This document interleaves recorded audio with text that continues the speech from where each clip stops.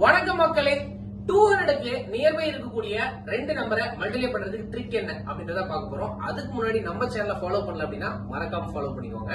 இப்ப 204 207 மல்டிப்ளை பண்ணணும். அப்ப எப்படி பண்ணலாம் அப்படின்னா, இந்த நம்பர் 200 விட எவ்வளவு அதிகமா இருக்கு அப்படின்னு முதல்ல பிரிச்சு எழுதிக்கணும். 200 விட 4 அதிகமா இருக்கு, இங்க 200 விட 7 அதிகமா இருக்கு.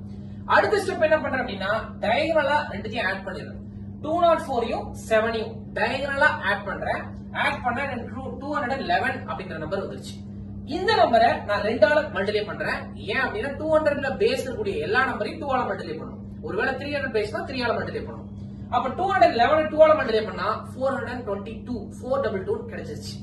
கடைசி ரெண்டு நம்பர் என்ன சார் அப்படின்னா 47 சார். அதை ஸ்ட்ரைட்டா மல்டிப்ளை பண்ணி லாஸ்ட் 2 நம்பர்ஸ்ல போட்டுடலாம். இது முக்கியம். இந்த நம்பர் 200க்கு நியர்பை இருக்கணும்.